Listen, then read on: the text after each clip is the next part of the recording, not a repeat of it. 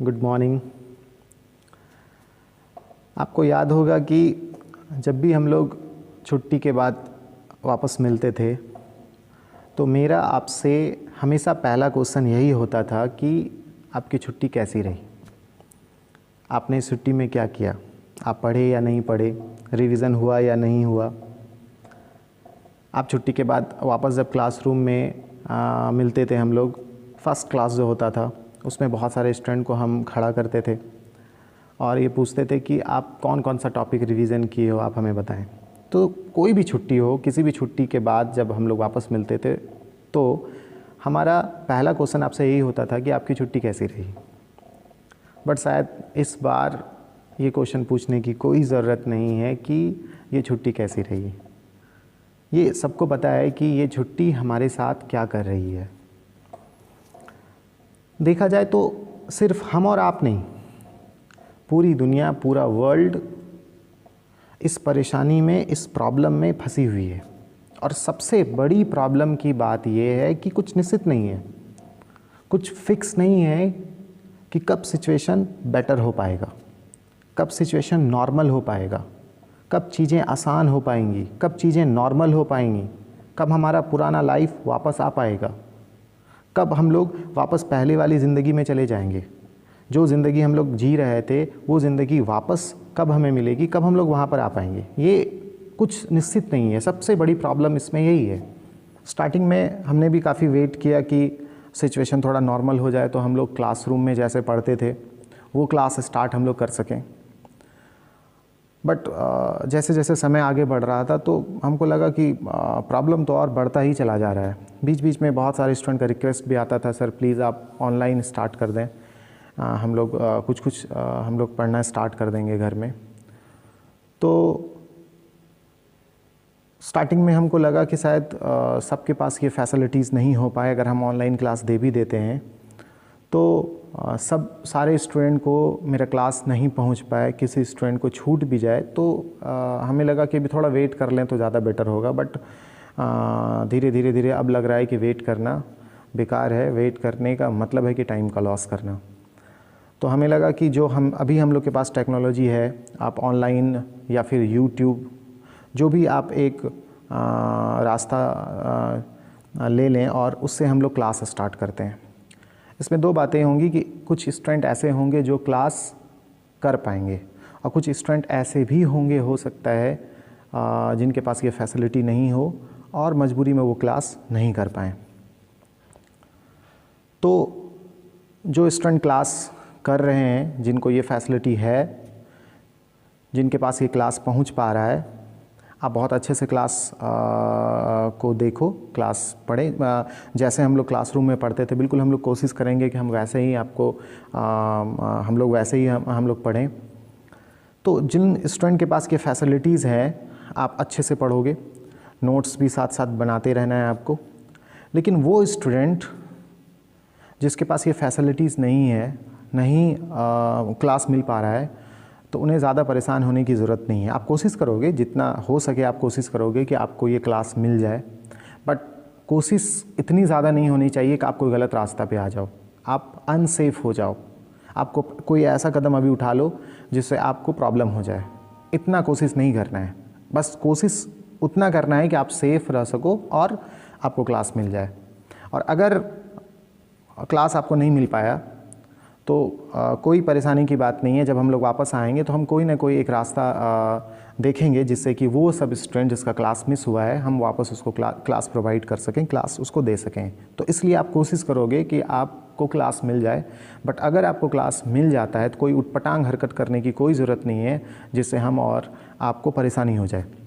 क्योंकि अभी आपकी हमारी सेफ्टी, सुरक्षा ही प्रायोरिटी है, प्राथमिकता है। क्योंकि हम और आप अगर सुरक्षित रहेंगे तो हमारे माता पिता को सुरक्षित रखने में काफ़ी मदद मिलेगी, वो सुरक्षित रहेंगे जिससे हमारा समाज सुरक्षित रहेगा और इसी से फिर हमारा देश भी सुरक्षित रहेगा। तो हम लोग को अभी ध्यान ये देना है कि जो भी WHO और इंडियन गवर्नमेंट जो भी हम लोग को सुझाव दे रही है उस सुझाव को हम सख्ती से पालन करें और अपने आप को सेफ़ रखें, क्योंकि हम सेफ़ रहेंगे उसी से हमारे माता पिता सेफ़ रहेंगे, उसी से हमारा समाज सेफ़ रहेगा और फिर देश को सेफ़ रहने में काफ़ी मदद मिलेगी। तो प्रायोरिटी हमारा ये है। उसके बाद हम लोग जैसा कि स्टूडेंट का रिक्वेस्ट था कि सर आप ऑनलाइन क्लास स्टार्ट करें तो हम लोग घर में कुछ पढ़ सकें, तो चलिए हमें भी लगा कि ये आइडिया बुरा नहीं है, ये आइडिया बेटर है। बहुत ज़्यादा लेट हो रहा है तो हम लोग ऑनलाइन क्लास स्टार्ट करते हैं। बट एक बार फिर से हम आपको बता देते हैं कि जो स्टूडेंट को नहीं मिल पा रहा है, आप कोशिश करोगे, बट इतना ज़्यादा कोशिश नहीं कि आप प्रॉब्लम में आ जाओ, आप अनसेफ हो जाओ। ये कभी नहीं करना है आपको। छूट जाएगा, कोई प्रॉब्लम नहीं है। हम बाद में वापस जब आप आओगे हम कोई ना कोई रास्ता देखेंगे और उसका क्लास हम मैनेज करने की कोशिश करेंगे। लेकिन जिन सब स्टूडेंट के पास ये फैसिलिटीज़ है, चलिए हम लोग क्लास स्टार्ट करते हैं और आप लोग अच्छे से देखो। चलिए क्लास स्टार्ट करते हैं। आप वो कैमरा ऑन करें। चलिए हम लोग क्लास स्टार्ट करते हैं। आप लोग को याद होगा कि होली के पहले जब हम छुट्टी दिए थे, जिस समय हम लोग अपने क्लास को स्टॉप किए थे, तो हर बैच में अलग अलग टॉपिक था। अलग अलग टॉपिक पे हम लोग स्टॉप हुए थे, अलग अलग टॉपिक चल रहा था। किसी बैच में रॉल्ड्स लॉ शायद चल रहा था, किसी बैच में equation of straight line y=mx+c, किसी बैच में शायद वेपर प्रेशर, किसी बैच में vapour pressure of solution and vapour pressure of solvent. ऐसा कुछ टॉपिक हर बैच में अलग अलग चल रहा था। तो एक तो तरीका ये था कि जिस बैच में जहाँ पर हम लोग स्टॉप हुए थे, हम लोग वहाँ से स्टार्ट करें, उसी से हम लोग आगे बढ़ें। उसमें थोड़ी परेशानी थी। परेशानी ये थी कि हर बैच में अलग अलग था, तो हम किस बैच को फॉलो करते, किस बैच को लेके चलते, जो सबसे पीछे था वो या जो सबसे आगे था वो। तो इस परेशानी से बचने के लिए हम लोग एक नया चैप्टर स्टार्ट कर देते हैं, एक बिल्कुल नया चैप्टर जो हर बैच के लिए सेम हो।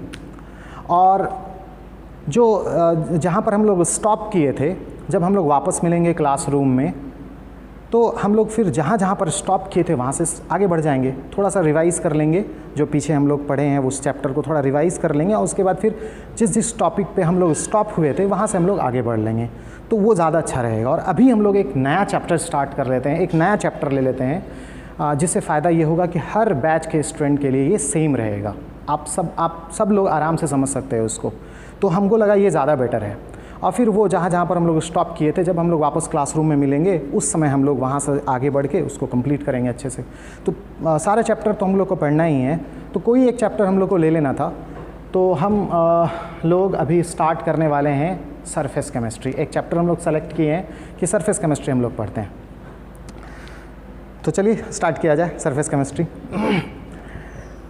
अब चलिए सरफेस केमिस्ट्री के बारे में सबसे पहला बात कि सरफेस केमिस्ट्री है क्या।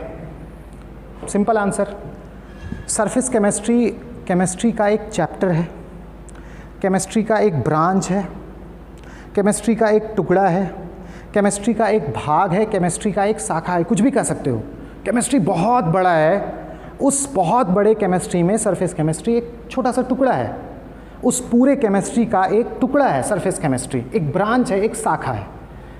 अब पहला बात तो हम लोग को पता चल गया कि चलो भाई सरफेस केमिस्ट्री कोई देश नहीं है, सरफेस केमिस्ट्री कोई जानवर नहीं है, सरफेस केमिस्ट्री कोई मिठाई नहीं। क्या आप लोग को क्या लग रहा था कि सरफेस केमिस्ट्री कोई देश का नाम है? जैसे इंडिया है, ऑस्ट्रेलिया है, इंग्लैंड है, ठीक उसी तरह से सरफेस केमिस्ट्री भी एक देश है, एक कंट्री है। आज मैच हो रहा है इंडिया और ऑस्ट्रेलिया के बीच में, कल किसके बीच में होगा भाई? तो कल इंडिया और सरफेस केमिस्ट्री के बीच में क्रिकेट मैच होने वाला है। ऐसा है? नहीं, ऐसा नहीं है। सरफेस केमिस्ट्री कोई कंट्री नहीं है, सरफेस केमिस्ट्री कोई, अच्छा कोई मिठाई, आप लोग बहुत सारा मिठाई खाते हो, उसी तरह से सरफेस केमिस्ट्री भी एक मिठाई है। कई बार आप बैठे हो, कुछ खा रहे हो, लोग पूछ रहे हैं क्या खा रहे हो? सरफेस केमिस्ट्री खा रहे हैं। ऐसा है? अच्छा, सरफेस केमिस्ट्री कोई जानवर? बहुत सारा जानवर है, घोड़ा, बकरी, आप लोग का फेवरेट गधा। तो सरफेस केमिस्ट्री क्या कोई जानवर है? नहीं। सरफेस केमिस्ट्री ना तो कोई जानवर है, सरफेस केमिस्ट्री ना तो कोई मिठाई है, सरफेस केमिस्ट्री ना तो कोई देश है। ये क्या है भाई? केमिस्ट्री का एक ब्रांच है, केमिस्ट्री का एक चैप्टर है, केमिस्ट्री का एक शाखा है, केमिस्ट्री का एक टुकड़ा है, केमिस्ट्री का एक पार्ट है। आगे बढ़ते हैं हम लोग। सरफेस केमिस्ट्री के बारे में पहला इमेज तो हमारे माइंड में आया कि ये केमिस्ट्री का एक टुकड़ा है, केमिस्ट्री का एक भाग है। अब आगे बढ़ते हैं हम लोग, इसमें हम लोग पढ़ेंगे क्या, आखिर इस चैप्टर में हम लोग क्या पढ़ने वाले हैं, किस टाइप के टॉपिक के बारे में हम लोग यहाँ पर स्टडी करने वाले हैं, किस प्रकार का टॉपिक रहेगा इसमें, कौन कौन सा बात रहेगा इसमें, हम इस चैप्टर में हम लोग पढ़ेंगे। क्या सरफेस केमिस्ट्री में हम लोग खाना बनाना सीखेंगे? क्या सरफेस केमिस्ट्री में हम लोग कपड़ा धोना सीखेंगे? क्या ऐसा कोई केमिस्ट्री है क्या ये? क्या हम लोग जो कपड़ा धोना इसमें हम लोग सीखेंगे कि कपड़ा कैसे धोया जाता है? हम लोग खाना बनाना सीखेंगे कि खाना कैसे बनाया जाता है? आखिर अभी तो कुछ पता नहीं चल रहा है इसमें है क्या। आप सोच भी रखते हैं, हो सकता है सर खाना बनाना सीखेंगे इसमें, हो सकता है कि कपड़ा धोना सीखेंगे, कुछ भी सोच सकते हैं, क्योंकि अभी हम लोग इसके बारे में कुछ जान नहीं रहे हैं। तो अब हम अगला टारगेट हमारा है ये जानना कि सरफेस केमिस्ट्री में हम लोग क्या पढ़ने वाले हैं, किस टाइप के टॉपिक के बारे में स्टडी करने वाले हैं। तो अब ज़रा नाम देखिए इसका, सरफेस केमिस्ट्री। सरफेस पे पूरा फोकस करें आप। सरफेस मतलब क्या होता है? सतह। सतह का मतलब किसी भी सब्सटेंस का, किसी भी पदार्थ का सबसे ऊपरी भाग, स्किन कह सकते हो आप, चमड़ा। सरफेस का मतलब तो यही हुआ ना भाई। सरफेस का मतलब क्या हुआ? किसी भी सब्सटेंस का सबसे ऊपर वाला भाग, किसी भी सब्सटेंस का सबसे ऊपरी भाग, स्किन। आप अगर अपने आप को अगर यहाँ पर लाओ तो आपका सरफेस क्या होगा? हमारा सरफेस क्या होगा? हमारा स्किन, चमड़ा, ये।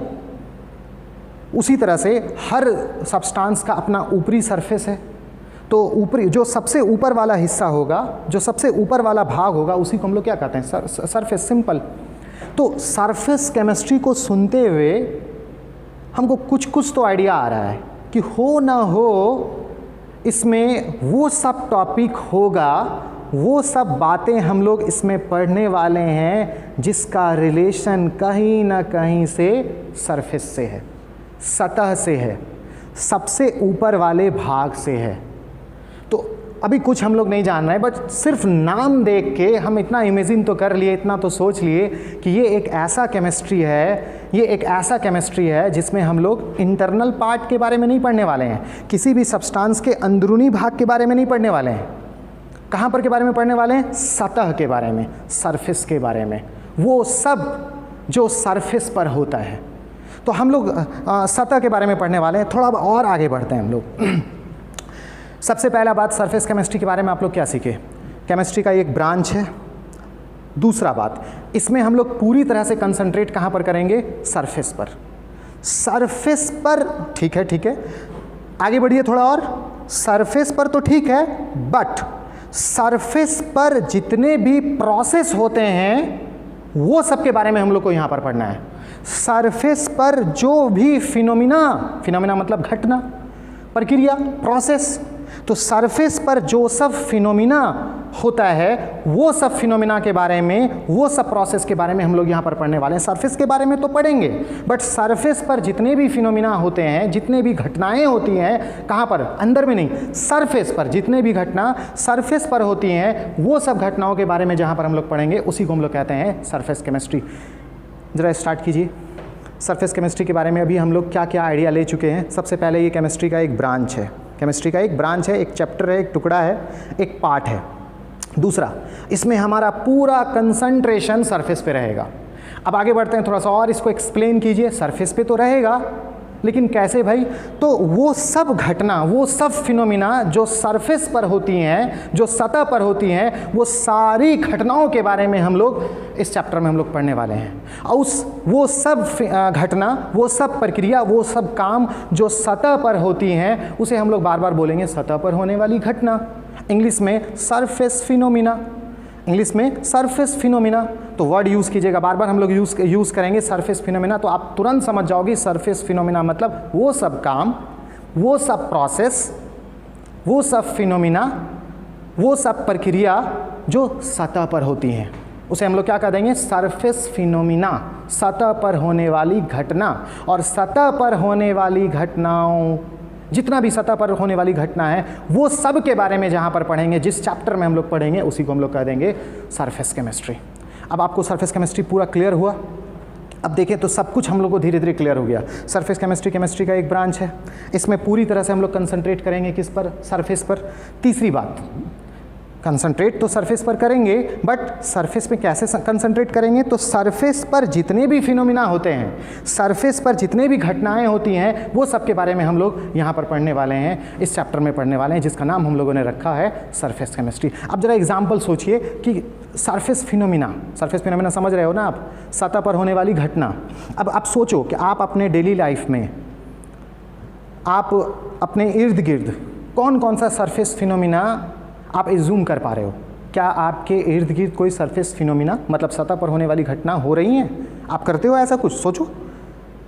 अब देखो, जैसे आप लोग पेंट करते हो, दीवार पर, गेट पर या कहीं और पेंट करते हैं, तो आप पेंट कैसे करते हो? ज़रा सोचो। अच्छा, आप ऐसे पेंट करते हो क्या?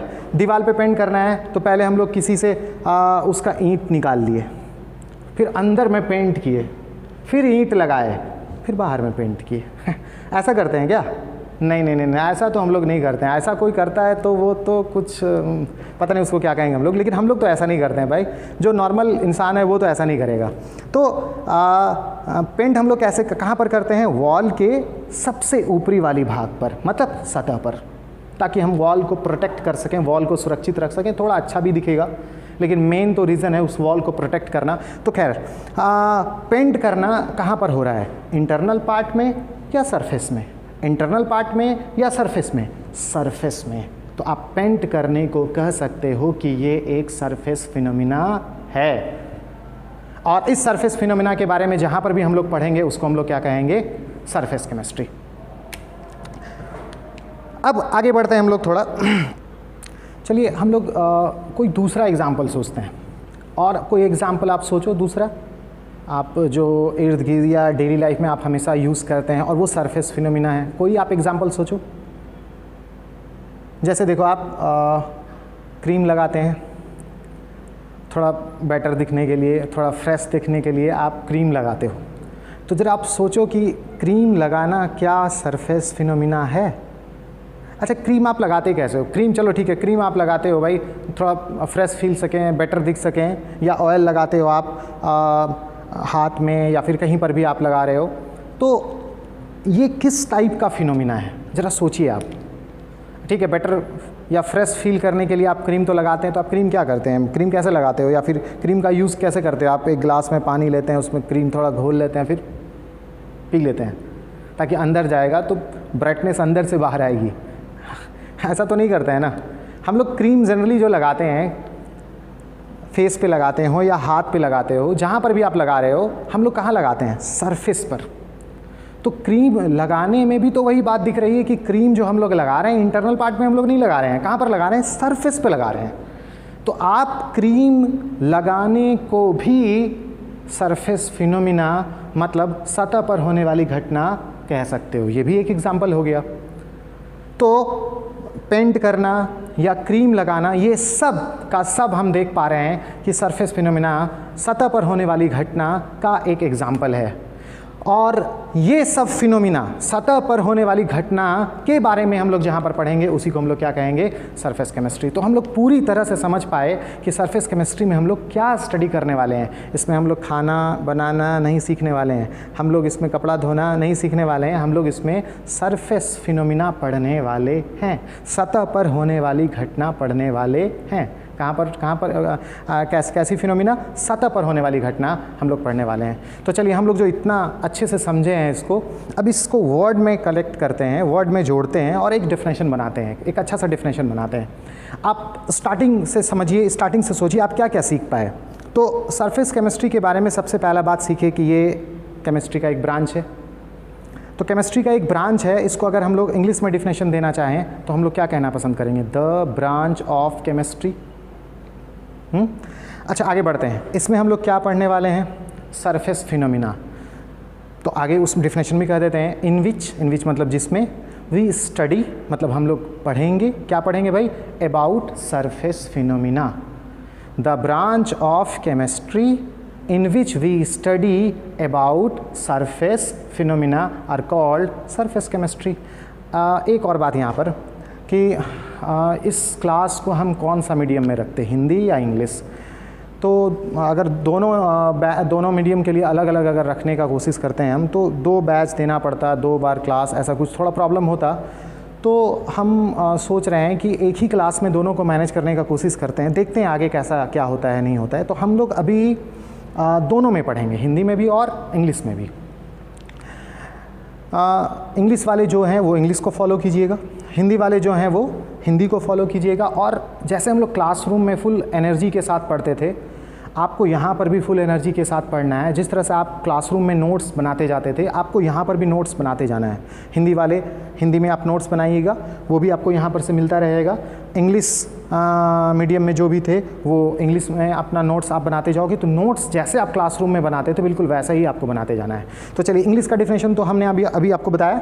The branch of chemistry in which we study about surface phenomena are called surface chemistry. अब हिंदी में देखिए, हिंदी में हम लोग क्या कह सकते हैं? केमिस्ट्री का वह ब्रांच, शुद्ध हिंदी में जाइएगा तो रसायन की वह शाखा, उतना नहीं यार, चलो वो इससे थोड़ा बेटर वाला ही हम लोग पढ़ते हैं। केमिस्ट्री का वह ब्रांच जिसमें हम लोग सतह पर होने वाली घटना, इंटरनल पार्ट में नहीं, अंदरूनी भाग में नहीं, कहाँ पर? सतह पर होने वाली घटनाओं के बारे में पढ़ते हैं, उसे हम लोग क्या कह देते हैं? Surface chemistry. आइए हम लोग डिफिनेशन लिख लेते हैं।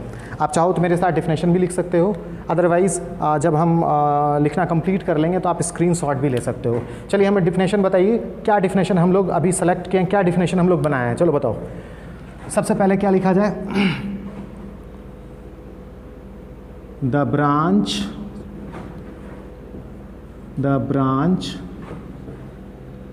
ऑफ क्या? The branch of chemistry, the branch of chemistry in which we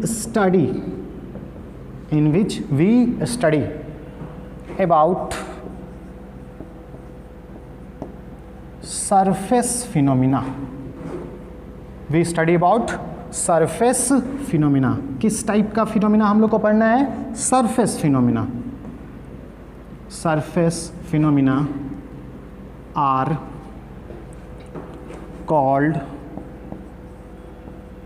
surface chemistry. कुछ याद भी हो गया होगा आपको।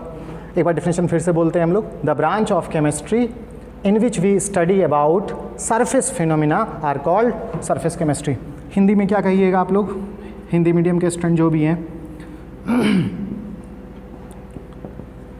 केमिस्ट्री का वह ब्रांच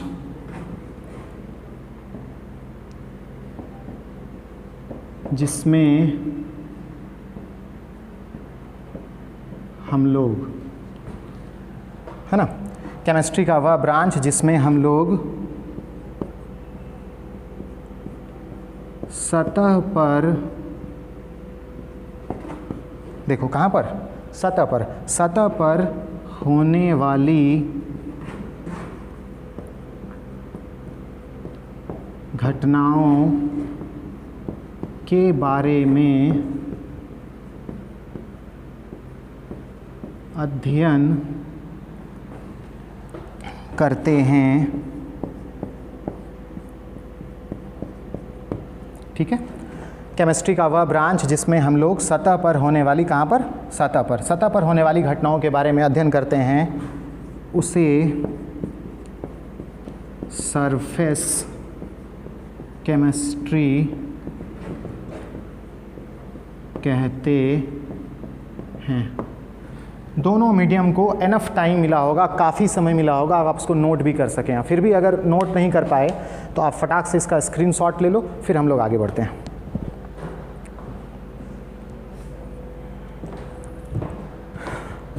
आप लोग स्क्रीनशॉट ले लिए, इसको अब हटा देते हैं।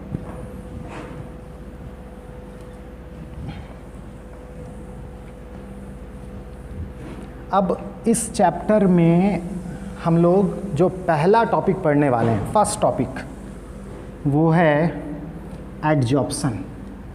सबसे पहला टॉपिक जो हम लोग पढ़ने वाले हैं वो कौन सा है? एडजॉर्प्शन।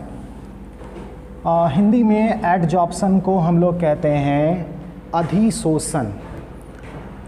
तो सबसे पहला टॉपिक हम लोग स्टडी करने वाले हैं वो है आपका एडजॉर्प्शन।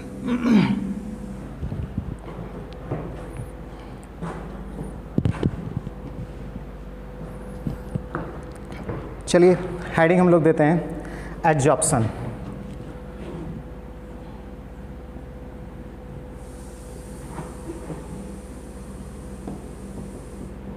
इसको हिंदी में हम लोग कहते हैं अधिशोषण। इस चैप्टर का पहला टॉपिक हम लोग ले रहे हैं एडजॉर्प्शन। अच्छे से समझना है भाई, एडजॉर्प्शन है क्या।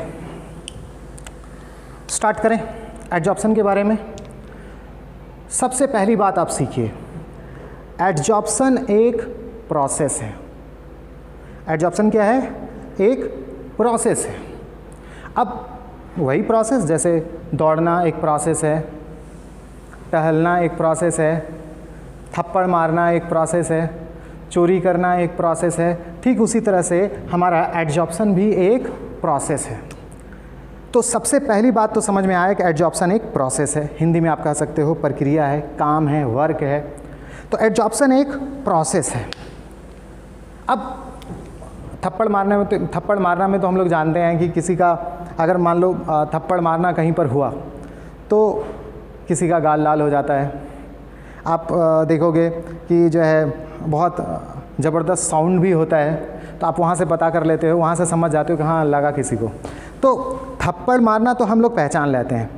अगर कोई दौड़ रहा है या कोई टहल रहा है तो आप वो भी देख के पहचान जाओगे कि हाँ सर देखिए वो दौड़ रहा है, वो टहल रहा है। तो वो सब प्रोसेस बड़े आसानी से हम लोग समझ जाते हैं कि हाँ वो दौड़ रहा है, वो टहल रहा है, यहाँ पर कुछ चोरी हुआ, यहाँ पर कोई थप्पड़ मारा बिना बताए। अगर आपके पैकेट से 50 रुपया कम, मतलब कोई ना कोई चुरा लिया।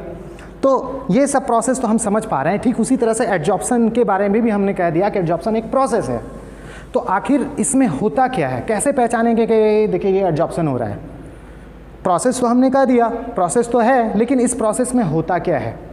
तो चलिए सबसे पहले हम लोग सीख लिए कि एडजॉर्प्शन एक प्रोसेस है। पहला बात हम लोग सीख लिए, एडजॉर्प्शन एक प्रोसेस है। अब सीखते हैं इसमें होता क्या है। देखिए एडजॉर्प्शन एक ऐसा प्रोसेस है, ध्यान से समझना है, पूरा कंसंट्रेशन आप यहाँ पर दीजिए। एडजॉर्प्शन एक ऐसा प्रोसेस है जिसमें एक सब्सटेंस मतलब एक पदार्थ का पार्टिकल मतलब छोटा छोटा कण, उस सब्सटेंस का सबसे छोटा पार्ट। तो एडजॉर्प्शन क्या है? एडजॉर्प्शन वो प्रोसेस है, वैसा प्रोसेस है जिसमें किसी का गाल लाल नहीं होता है, किसी का अपने आप कुछ पैसा कमता नहीं है। एडजॉर्प्शन ऐसा प्रोसेस है जिसमें एक सब्सटेंस का पार्टिकल, एक पदार्थ का पार्टिकल, एक पदार्थ का कण किसी दूसरे पदार्थ, किसी दूसरे सब्सटेंस के सतह पर, सरफेस पर एक्यूमुलेट हो जाता है। एक्यूमुलेट मतलब संचित हो जाना, चला जाना।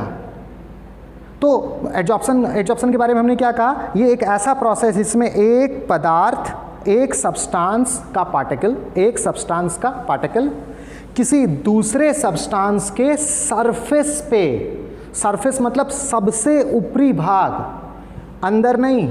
अब यहाँ पर एक क्वेश्चन आपके मन में होगा, सर अगर उस सब्सटेंस के इंटरनल पार्ट में चला गया तब क्या होगा? क्या एडजॉर्प्शन होगा? ना, उस प्रोसेस का अलग नाम है। इसी चैप्टर में हम लोग आगे स्टडी करने वाले हैं उस प्रोसेस को। ऐसा भी हो सकता है कि सरफेस पर भी रहे और इंटरनल पार्ट में भी, मतलब अंदर भी चला जाए। तो इस प्रोसेस का हम लोग अलग नाम देंगे। ये प्रोसेस भी अलग है। तो 3 प्रोसेस है। अगर सिर्फ सबसे ऊपरी वाला भाग मीन्स सरफेस पर रहा तो अलग प्रोसेस। अगर सिर्फ इंटरनल पार्ट में मतलब अंदरूनी भाग में चला गया, सरफेस पर नहीं है, सरफेस के थ्रू गया, सरफेस के रास्ते गया, सतह के रास्ते गया, बट सतह पर रुका नहीं, सारा का सारा इंटरनल पार्ट में चला गया, तो उसका अलग नाम। और तीसरा, सरफेस पर भी कुछ कुछ है और इंटरनल पार्ट में भी कुछ कुछ है। तो ये 3 अलग अलग प्रोसेस है, आप ठीक से समझे होंगे।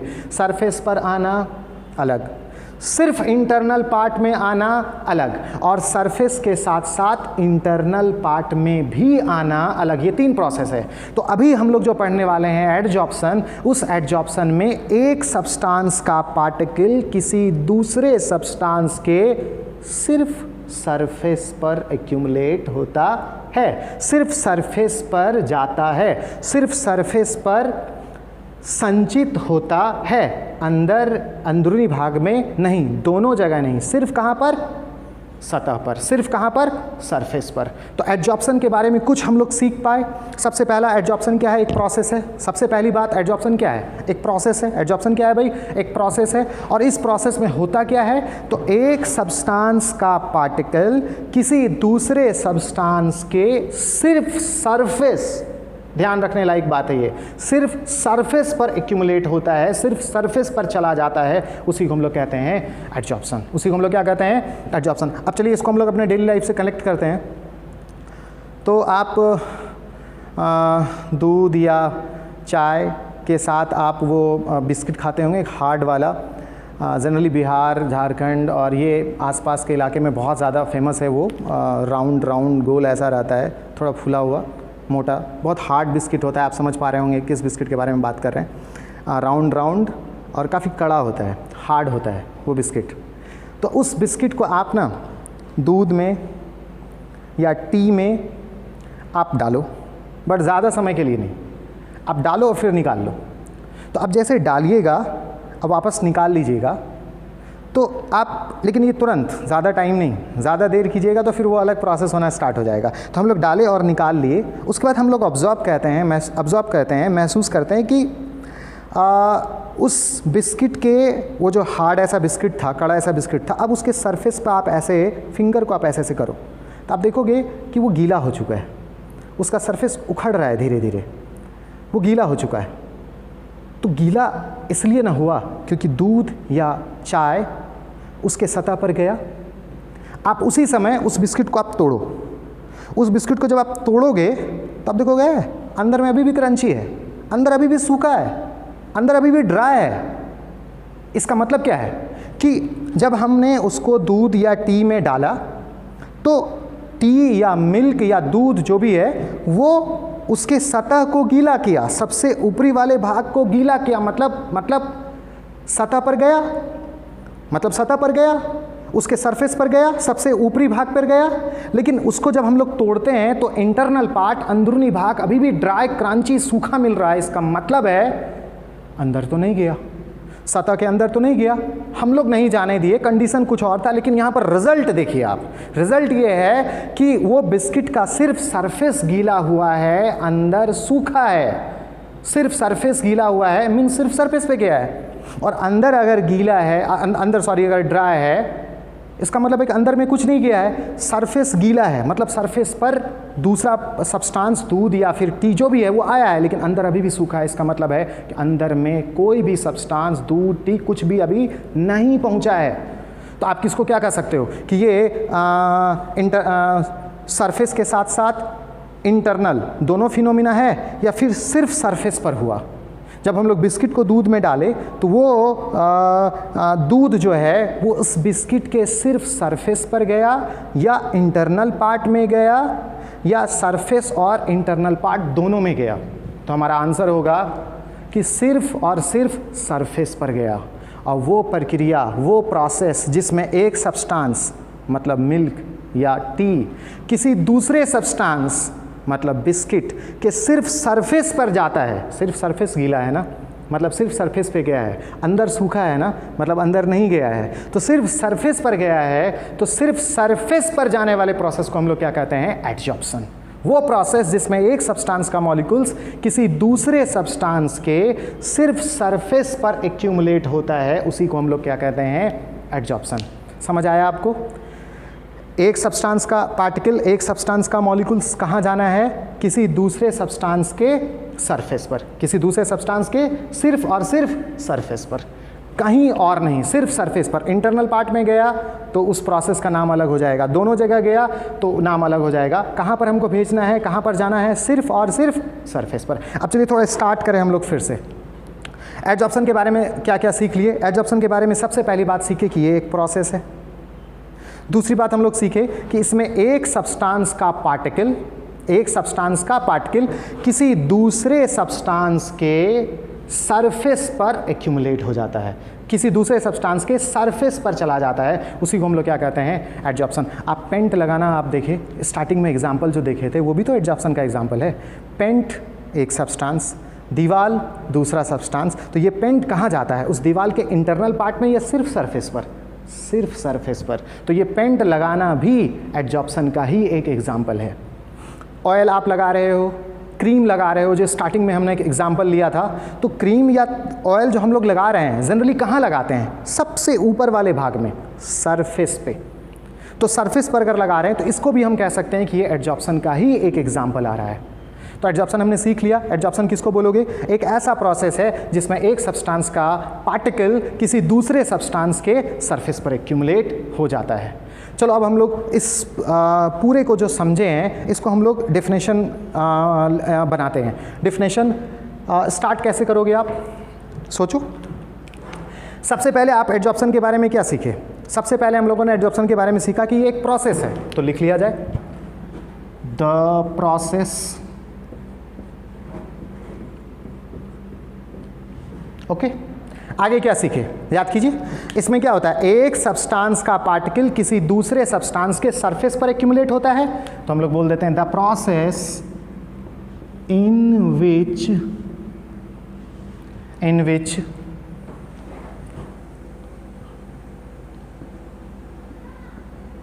Particles of one substance, particles में सब्सटेंस का सबसे छोटा पार्ट हुआ पार्टिकल में एटम भी आ गया जो एलिमेंट का सबसे छोटा पार्ट था और फ्री स्टेट में था। उसी तरह से कंपाउंड का सबसे छोटा पार्ट मॉलिक्यूल, आयनिक कंपाउंड का सबसे छोटा पार्ट आयन। तो एलिमेंट हो या कंपाउंड हो या आयनिक कंपाउंड हो या कुछ भी हो, सब तो सब्सटेंस के अंदर चला आया। सब्सटेंस तो सब कुछ है, तो सब्सटेंस के ही सबसे छोटे पार्ट को हम लोग कह दिए पार्टिकल। तो इस पार्टिकल में एटम भी समा गया, मॉलिक्यूल भी समा गया और आयन भी समा गया। तो the process in which particles of one substance accumulates मतलब संचित हो जाना, चला जाना। Accumulates on the surface of another substance, surface of another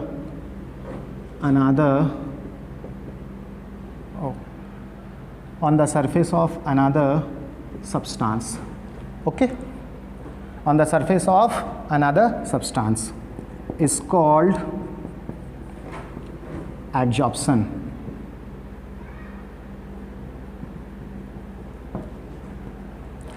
अब चलिए इंग्लिश में लोग डिफिनेशन देख लिए, जो हम लोग समझे उसी को हम लोग वर्ड में कलेक्ट करके डिफिनेशन बना लिए। The process in which particles of one substance accumulates on the surface of another substance is called adsorption. Hindi में अगर लिखना चाहें तो हम लोग क्या बोलेंगे? वह प्रोसेस, प्रक्रिया भी यहाँ पर बोल सकते हो, लेकिन चलिए हम लोग बोलते हैं वह प्रोसेस जिसमें एक पदार्थ मतलब वही कौन? टी या मिल्क। एक पदार्थ के कण किसी दूसरे पदार्थ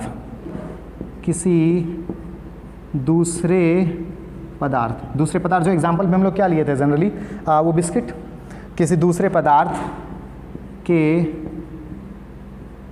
सतह पर संचित हो जाते हैं, उसे अधिशोषण कहते हैं, या फिर यहाँ पर हम लोग यूज़ करते हैं एडजॉर्प्शन, ज़्यादा यूज़ एडजॉर्प्शन ही करेंगे तो इसलिए हम लोग कह देते हैं उसे एडजॉर्प्शन कहते हैं। डेफिनेशन याद हुआ? याद भी हो जाना चाहिए, जैसे हम क्लासरूम में याद कराते थे बिल्कुल वैसे ही याद करके आगे बढ़ना है। तो इंग्लिश में डिफिनेशन भी हो गया, हिंदी में भी हो गया। हिंदी में हम लोग क्या बोले, वह प्रोसेस जिसमें एक पदार्थ के कण किसी दूसरे पदार्थ के सतह पर संचित हो जाते हैं, उसे एडजॉर्प्शन कहते हैं। आप तो लिख ही लिए हो, काफ़ी टाइम आपको मिला होगा, आप लिख ही लिए होगे। अगर नहीं लिख पाए तो आप स्क्रीनशॉट ले लो इसका,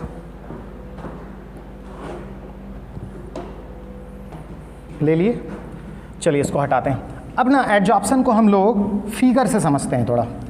एडजॉर्प्शन जो अभी आप सीखे, वैसा प्रोसेस जिसमें एक सब्सटेंस का पार्टिकल किसी दूसरे सब्सटेंस के सतह पर, केवल सरफेस पर संचित हो जाता है, एक्यूमुलेट हो जाता है, उसे हम लोग एडजॉर्प्शन कहते हैं। अब इसको थोड़ा हम लोग फिगर से देखते हैं।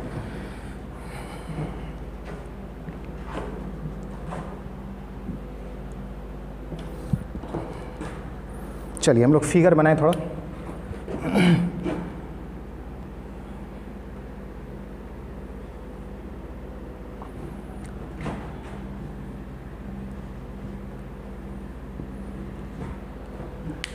इसको आप बिस्किट मानो, और इसमें हम लोग ले लेते हैं वो मिल्क।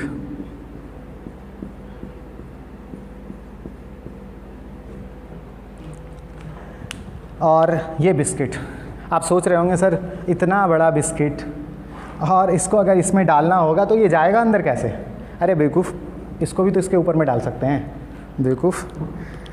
तो चलिए अब हम लोग एडजॉर्प्शन, अब फटाफट हम लोग टॉपिक पे आए, कंसंट्रेशन लाइए पूरा। हम लोग एडजॉर्प्शन में क्या सीखे? एक सब्सटेंस का मॉलिक्यूल्स को कहाँ डालना है, कहाँ जाता है, किसी दूसरे सब्सटेंस के सिर्फ सरफेस पर। तो इस फिगर में आप सरफेस किसको बोलोगे? सरफेस इसको हम लोग बोलेंगे, है ना। और इंटरनल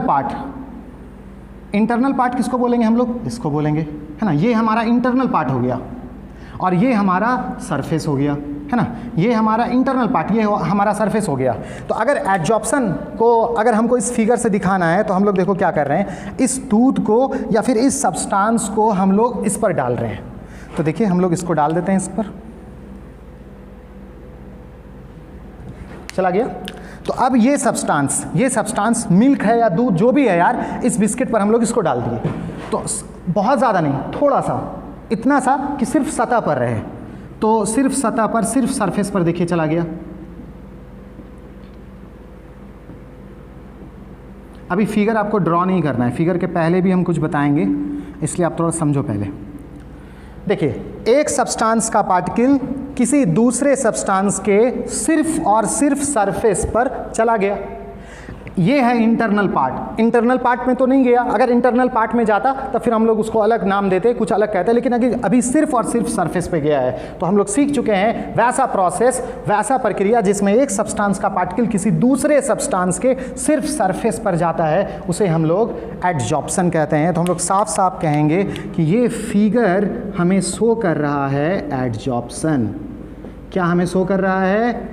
एडजॉर्प्शन। इस फिगर से हम लोग क्लियर कर पा रहे हैं एडजॉर्प्शन को। एडजॉर्प्शन में एक सब्सटेंस का पार्टिकल किसी दूसरे सब्सटेंस के सरफेस पे जाता था, और वही ये फिगर हमें एक्सप्लेन भी कर रहा है। चलिए स्टोरी को अब धीरे धीरे थोड़ा और आगे बढ़ाएं हम लोग। एक टॉपिक हम केमिकल बॉन्डिंग में आपको बताए थे, याद अगर है तो ठीक, नहीं तो हम एक बार फिर से हल्का सा बता रहे हैं कि अट्रैक्शन में एनर्जी रिलीज होता है। जहाँ पर भी अट्रैक्शन होगा वहाँ पर एनर्जी रिलीज होता है, एनर्जी निकलता है, हीट निकलता है। कहाँ पर? जहाँ पर अट्रैक्शन होगा। जहाँ पर भी अट्रैक्शन होगा वहाँ पर एनर्जी क्या होगा? रिलीज होगा। इसका एक एग्जाम्पल भी देते थे, आप याद करो अच्छे से वो एग्जाम्पल कि सपोज करो कि आप हो और आपके घर में कोई एक छोटा भाई है या कोई छोटा है जो आपके किसी सामान को बर्बाद कर दिया। ग्लास का कोई सामान था, शीशा का कोई सामान था, तोड़ दिया, या फिर कुछ आप बहुत अच्छा चीज़ रखे थे उसको वो बर्बाद कर दिया। तो आपको बहुत ज़्यादा गुस्सा आया कि यार कौन कर दिया ऐसा, आज तो छोड़ेंगे नहीं। तो अब बहुत गुस्सा आ गया, मतलब आपका एनर्जी देखिए बढ़ गया है, आपका एनर्जी बढ़ चुका है और आप सोच रहे हो कि आज तो उसको छोड़ेंगे नहीं, आज उसको तो धोना है। अब वो आपका जो छोटा भाई है उसको तो पता चल चुका है कि हम अपने भैया का सामान बर्बाद कर चुके हैं, आज तो हमको बहुत पीटेंगे। वो तो बिल्कुल डरा हुआ है, समा हुआ है।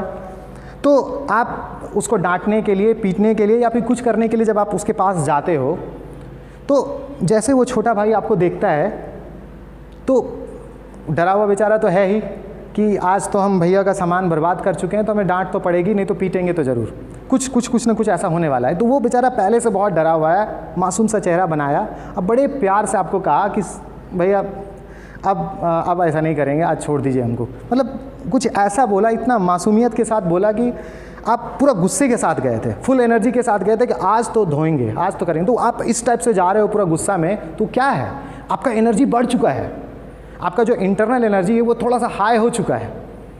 तो आप उस फुल एनर्जी के साथ गए अपने छोटे भाई के साथ कि हम छोटे भाई को तो आज पीटेंगे। क्यों? क्योंकि आपका कुछ ना कुछ सामान वो बर्बाद किया है। लेकिन वो इतना मासूमियत से आपको बोला कि सॉरी भैया, अब हम कभी नहीं ऐसा करेंगे, आज छोड़ दो आप, बड़े मासूमियत के साथ बोला। तो आपको लगा यार क्या मारें यार इसको, क्या पीटें इसको, मतलब कितना मासूम है, मतलब कितना प्यार से बोला वो। तो आप ऐसे करके गए थे ज़रूर, बट आप जैसे वो इतना मासूमियत के साथ, इतना प्यार के साथ जवाब दिया कि आप बोलो चलो चलो चलो आइंदा ऐसा कभी मत करना। तो आप गुस्से के साथ गए थे। अब वहाँ पर जाने के साथ आपका ये डॉन, आप उसको सोच रहे थे कि देंगे आज, और आप क्या किए उसको, उस छोटे भाई को आप, ये देखिए ये डॉन हो रहा है, ये डॉन हो के आप उसको लेके सीधे चले गए। तो ये क्या है, ये क्या हुआ, ये आपका एनर्जी रिलीज़ हुआ। क्यों रिलीज हुआ? क्योंकि आपके और आपके छोटे भाई के बीच में एक ज़बरदस्त क्या है, अट्रैक्शन है। जब भी अट्रैक्शन होता है, जहाँ पर भी अट्रैक्शन होता है, वो अट्रैक्शन आपके छोटे भाई के बीच में हो, तो सब्सटेंस के बीच में हो, एटम के बीच में हो, आयन के बीच में हो, किसी दो के बीच में जब अट्रैक्शन होता है तो एनर्जी रिलीज होता है, एनर्जी बाहर जाता है, हीट बाहर जाता है। ध्यान रखिएगा, केमिकल बॉन्डिंग में भी हम आपको समझाए थे, यहाँ पर हमको ज़रूरत है, यहाँ पर भी हम आपको बताए। शॉर्ट में क्या बात हम आपको बताए, जब भी अट्रैक्शन होगा, जब भी अट्रैक्शन होगा, जब भी अट्रैक्शन होगा, एनर्जी क्या होगा, रिलीज होगा। जब भी अट्रैक्शन होगा, एनर्जी क्या होगा, रिलीज होगा।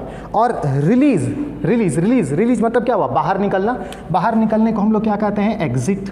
अच्छे से समझिएगा, बाहर निकलने को हम लोग क्या कहते हैं, एग्जिट। क्या बाहर निकला, एनर्जी, हीट, और हीट को हम लोग कहते हैं थर्मिक।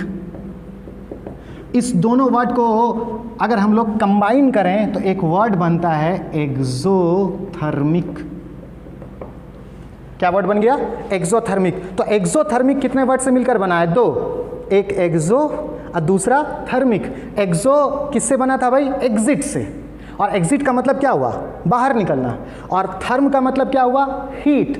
मतलब जिस प्रोसेस में एनर्जी बाहर निकलता है, जिस प्रोसेस में एनर्जी बाहर निकलता है उसे हम लोग क्या कहते हैं, एक्सोथर्मिक। याद रखना है आपको, जब भी आपको कहीं पर ऐसा कोई प्रोसेस लगे जिसमें कि एनर्जी रिलीज होता है, उसको हम लोग क्या कहते हैं, एक्सोथर्मिक।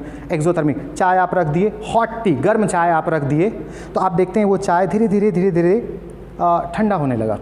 तो ठंडा होने लगा क्यों, क्योंकि उसके अंदर जो हीट एनर्जी था वो सराउंडिंग में जा रहा है, वातावरण में जा रहा है। तो अगर हम टी को देखें, चाय को देखें, तो हम वहाँ से पा रहे हैं कि वहाँ से हीट बाहर जा रहा है। तो हम टी के रिस्पेक्ट में कह सकते हैं कि वो कौन सा प्रोसेस है, एक्सोथर्मिक प्रोसेस है, क्योंकि वहाँ से हीट बाहर जा रही है। तो जहाँ पर भी आपको दिखाई दे कि हीट बाहर निकलता हुआ आपको दिखाई देते, वैसे प्रोसेस को आप क्या कह दोगे, एक्सोथर्मिक। तो जिस प्रोसेस में एनर्जी बाहर जाती है, हीट बाहर जाता है, उसी को हम लोग क्या कहते हैं, एक्सोथर्मिक। और इसी का जस्ट उल्टा रिवर्स प्रोसेस है एंडोथर्मिक। एंडोथर्मिक हम लोग किसको बोलेंगे, वह प्रोसेस जिसमें हीट एब्जॉर्ब होता है, जिसमें हीट अवशोषित होता है, जिसमें हीट आता है, उसे हम लोग कहते हैं एंडोथर्मिक। और जिस प्रोसेस में हीट बाहर चला जाता है उसे हम लोग बोलते हैं एक्सोथर्मिक। एक्सोथर्मिक को हिंदी में कहते हैं उष्मा छेपी, उष्मा को क्षय करने वाला। एंडोथर्मिक को कहते हैं उष्मा शोषी, उष्मा को सोखने वाला। दोनों प्रोसेस क्लियर हुआ। एक्सोथर्मिक किसको बोलेंगे, जिसमें हीट बाहर जाएगा। एंडोथर्मिक किसको बोलेंगे, जिसमें हीट अंदर आएगा, या फिर एनर्जी बाहर जाएगा एक्सोथर्मिक में, और एंडोथर्मिक में एनर्जी अंदर आएगा। और ज़रा आप पीछे वाले स्टोरी को इसमें कनेक्ट करो। हमने कहा था जहाँ पर भी अट्रैक्शन होता है एनर्जी बाहर निकलता है, जहाँ पर भी अट्रैक्शन होता है एनर्जी बाहर निकलता है। तो भाई यहाँ पर एडजॉर्प्शन में हम लोगों ने क्या देखा कि एक सब्सटेंस का पार्टिकल दूसरे सब्सटेंस के सरफेस पर एक्यूमुलेट हुआ है। अगर सरफेस पर एक्यूमुलेट हुआ तो सरफेस पर इसलिए ना एक्यूमुलेट हुआ कि इसके और इसके बीच में अट्रैक्शन था, क्योंकि अगर इसके सरफेस और इसके बीच में अगर रिपल्सन होता तो कभी ये इसके नज़दीक तो नहीं आ पाता, ये दोनों छिटक जाता, ये दोनों रिपल कर देता, एक दूसरे से दूर चला जाता। लेकिन ऐसा नहीं हुआ। एक सब्सटेंस का पार्टिकल, ये जो मिल्क है या टी है या जो भी है, एक सब्सटेंस है, इसके सरफेस पर गया, इसका मतलब इसके सरफेस और इस पार्टिकल के बीच में अट्रैक्शन हुआ।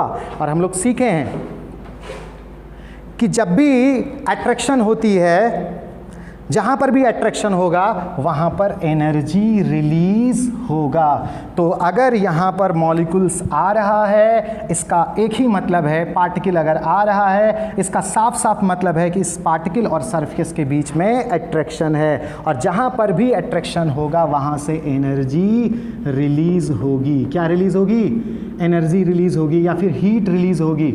अब देखिए, हम लोग समझने के लिए अच्छे से बता देते हैं कि ये, इसको बोल देते हैं प्रोसेस नंबर 1। मतलब पहले ये मॉलिक्यूल्स गया, ये पार्टिकल गया और फिर ये एनर्जी रिलीज हुई।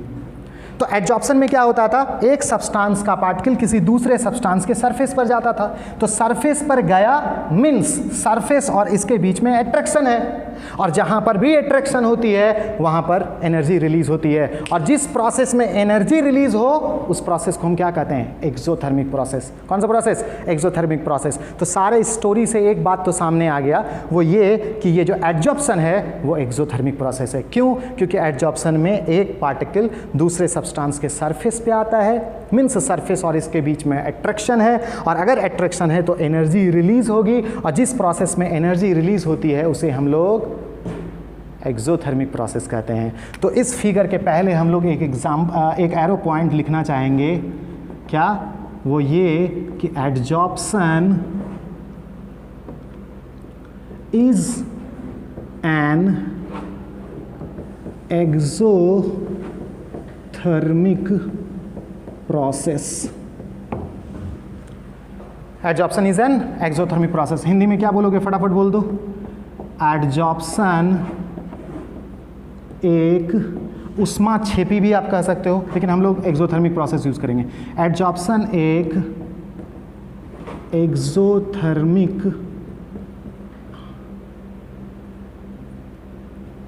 एक्सोथर्मिक प्रोसेस है। एडजॉर्प्शन एक एक्सोथर्मिक प्रोसेस है। अब चलिए, अभी रुकना नहीं है, कुछ और बात है इसमें। कंसंट्रेशन यहाँ लाइए।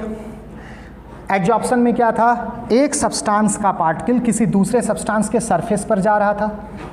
तो ध्यान दीजिएगा, जो भी सब्सटेंस का पार्टिकल सतह पर जाएगा, सरफेस पर जाएगा, आप उसको बोलोगे एडजॉर्बेट। क्या बोलेंगे हम लोग? एडजॉर्बेट। और जिस सब्सटेंस के सरफेस पर जाएगा, जिस सब्सटेंस के सरफेस पे जाएगा, या जिस सब्सटेंस के सरफेस पर ये एडजॉर्प्शन होगा, आप उसको बोलोगे एडजॉर्बेंट। क्या बोलेंगे हम लोग? एडजॉर्बेंट। मतलब इस दोनों सब्सटेंस का अपना अपना नाम है। जो सब्सटेंस सतह पर जाएगा, एडजॉर्बेट। जिस सब्सटेंस के सरफेस पर ये एडजॉर्प्शन होगा, एडजॉर्बेंट। जो सब्सटेंस सरफेस पर जाएगा, एडजॉर्बेट। जिस सब्सटेंस के सरफेस पर यह घटना, ये फिनोमिना एडजॉर्प्शन होगी, उसे हम लोग बोलेंगे एडजॉर्बेंट। तो ये है एडजॉर्बेट, वो है एडजॉर्बेंट। अब चलिए हम लोग एग्जांपल लें, दूध और बिस्किट वाला। तो दूध उस बिस्किट पर गया था, तो हमारा दूध मिल्क क्या हुआ? एडजॉर्बेट। अब बिस्किट हमारा क्या हुआ? एडजॉर्बेंट। अच्छा, पेंट वॉल पर गया, पेंट ही ना वॉल पर गया, तो पेंट किसका एग्जाम्पल हो गया? एडजॉर्बेट का। और वॉल किसका एग्जाम्पल हो गया? एडजॉर्बेंट का।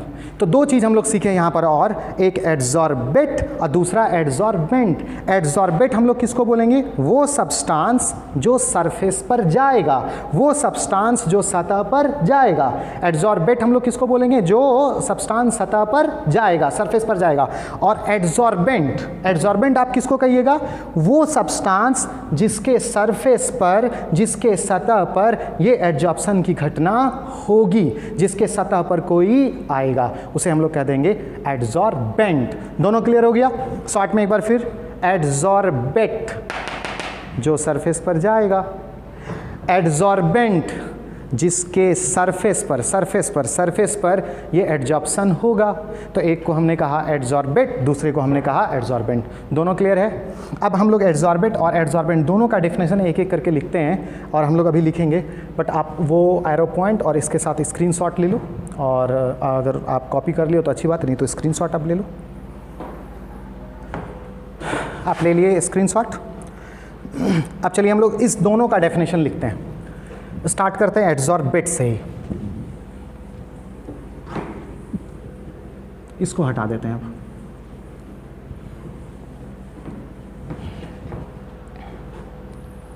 देखो, हम लोग सबसे पहले एडजॉर्बेट का डेफिनेशन लेते हैं।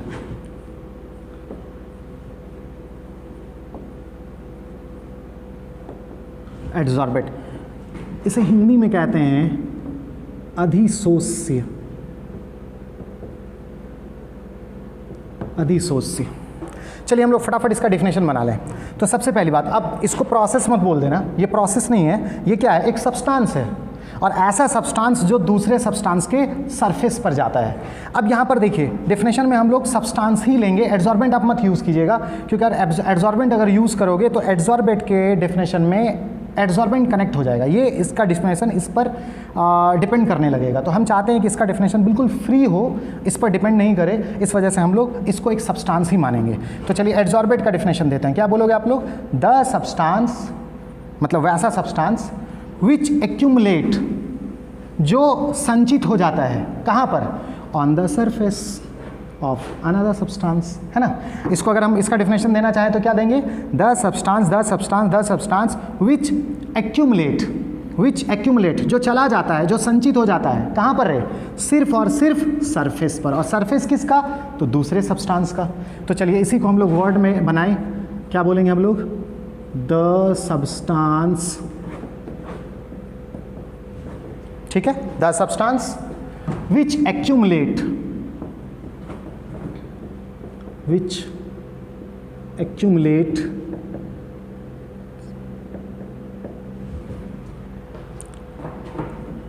on the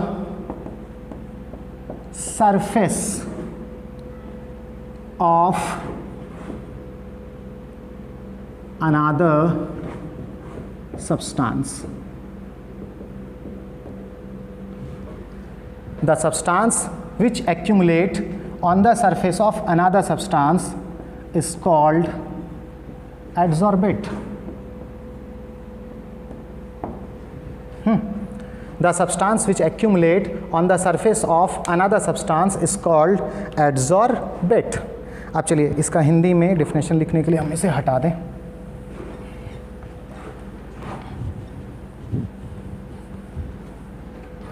हिंदी में हम लोग क्या बोलेंगे? वह सब्सटेंस जो किसी दूसरे सब्सटेंस, है ना, वह सब्सटेंस जो किसी दूसरे सब्सटेंस के सतह पर संचित हो जाते हैं, उसे एडसॉर्बेट कहते हैं। हिंदी में भी क्लियर हो गया? आप इसका फटाफट स्क्रीनशॉट ले लो।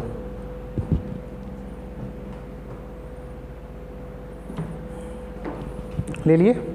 एडसॉर्बेट समझ में आ गया? एडसॉर्बेट वो सब्सटेंस है जो किसी दूसरे सब्सटेंस के सरफेस पर एक्यूमुलेट होगा, संचित होगा। अब चलिए उसका डेफिनेशन हम लोग देखते हैं। किसका? एडसॉर्बेंट का। एडसॉर्बेंट का डेफिनेशन क्या होने वाला है? एडसॉर्बेंट वो सब्सटेंस था, है ना, ये यहाँ पर था, ये एडसॉर्बेंट वो सब्सटेंस था जिसके सरफेस पर ये एडजॉर्प्शन हुआ था। एडजॉर्प्शन मतलब एडजॉर्प्शन वो प्रोसेस जिसमें एक सब्सटेंस का पार्टिकल किसी दूसरे सब्सटेंस के सरफेस पे जाता है, तो इसी प्रोसेस को ना हम लोग एडजॉर्प्शन कहते हैं। तो एडजॉर्प्शन आखिर हुआ किस पर? इस पर या इस पर? एड्जॉर्प्शन इस पर तो नहीं हुआ, ये पार्टिकल तो वहाँ गया है, तो एक्चुअली में अगर देखा जाए तो एड्जॉर्प्शन हुआ कहाँ है, तो एड्जॉर्प्शन प्रोसेस हुआ है इस सब्सटेंस के सरफेस पर, इस सब्सटेंस के सरफेस पर, और इसी सब्सटेंस को हम लोग कहते हैं एड्सॉर्बेंट। हम लोग क्या कहते हैं? एड्सॉर्बेंट। तो इसका डेफिनेशन हम लोग क्या बोलेंगे? The substance at whose surface, है ना, the substance at whose surface adsorption phenomena takes place. Adsorption phenomena होती है, ये अधिशोषण की घटना होती है, उसे हम लोग क्या कहेंगे? एड्सॉर्बेंट। द सब्सटेंस मतलब ये सब्सटेंस, एट हुज सरफेस मतलब यहाँ पर क्या होता है भाई? एड्जॉर्प्शन फिनोमिना होता है, मतलब वही सिर्फ सतह पर आने वाला जो प्रोसेस है वो इस सब्सटेंस पर होता है। तो चलिए हम लोग इसका डेफिनेशन लिख लें। नेक्स्ट हेडिंग हम लोग का है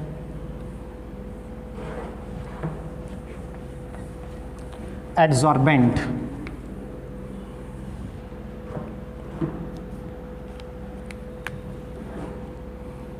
एड्सॉर्बेंट इसे हिंदी में कहते हैं अधिशोषक।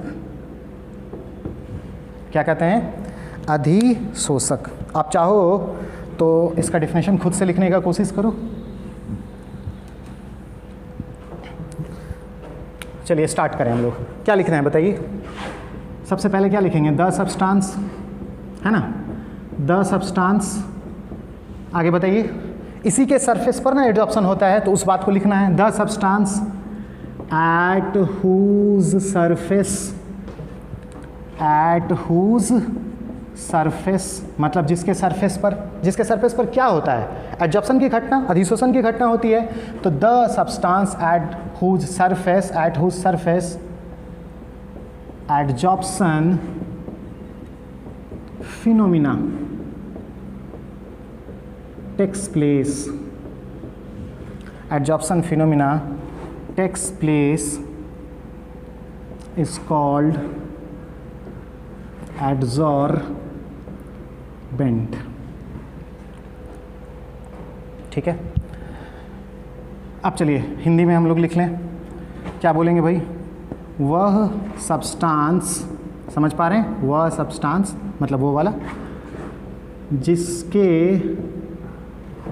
इंटरनल पार्ट, ना इंटरनल पार्ट पर नहीं, कहाँ पर? सिर्फ और सिर्फ सतह पर। तो वह सब्सटेंस जिसके सतह पर एड्जॉर्प्शन की घटना होती है उसे एड्सॉर्बेंट कहते हैं। वह सब्सटेंस जिसके सतह पर एड्जॉर्प्शन की घटना होती है उसे एड्सॉर्बेंट कहते हैं। आप लिख भी चुके होगे, इतना ज़्यादा टाइम आपको मिला। अगर कोई नहीं लिख पाए तो आप स्क्रीनशॉट ले लो।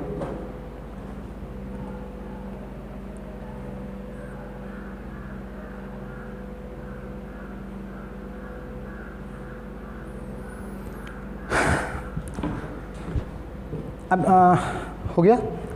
आज हम लोग क्या क्या सीख पाए? देखिए, हम लोग सबसे पहले आज हम लोग पढ़े थे सरफेस केमिस्ट्री क्या है। तो सरफेस केमिस्ट्री का एक ब्रांच है जिसमें हम लोग सरफेस मतलब सतह मतलब सबसे ऊपरी भाग पर होने वाली घटनाओं के बारे में, मतलब सतह पर जो भी चीज़ होता है, सतह पर जो घटना होती है उसके बारे में हम लोग पढ़ते हैं। तो सरफेस केमिस्ट्री हम लोग सबसे पहले सीखे सरफेस केमिस्ट्री के बारे में कि केमिस्ट्री का ये ऐसा भाग है जिसमें हम लोग सतह पर होने वाली घटना के बारे में पढ़ते हैं। दूसरा हम लोग पढ़े एड्जॉर्प्शन। एड्जॉर्प्शन क्या था? ये एक ऐसा प्रोसेस था जिसमें एक सब्सटेंस का पार्टिकल किसी दूसरे सब्सटेंस के सिर्फ सरफेस पर जाता था, सिर्फ सरफेस पर एक्यूमुलेट होता था। तीसरा हम लोग इंपॉर्टेंट पार्ट सीखे कि एड्जॉर्प्शन क्या है? एक एक्सोथर्मिक प्रोसेस है। कैसा प्रोसेस है? एक्सोथर्मिक, ऐसा प्रोसेस जिसमें हीट बाहर जाता है। थर्ड हम लोग सीखे क्या? एड्सॉर्बेट। एड्सॉर्बेट किसको बोलोगे? वो सब्सटेंस जो किसी दूसरे सब्सटेंस के सरफेस पर एक्यूमुलेट होगा। और हम लोग नेक्स्ट पॉइंट हम लोग क्या सीखे? एड्सॉर्बेंट। एड्सॉर्बेंट हम लोग किसको बोलेंगे? वो सब्सटेंस जिसके सरफेस पर ये फिनोमिना होगी। कौन सी फिनोमिना? एड्जॉर्प्शन की फिनोमिना। तो जिसके सरफेस पर ये फिनोमिना होगी उसी को हम लोग क्या बोलेंगे? एड्सॉर्बेंट। आज के लिए इतना ही, मिलते हैं अगले क्लास में।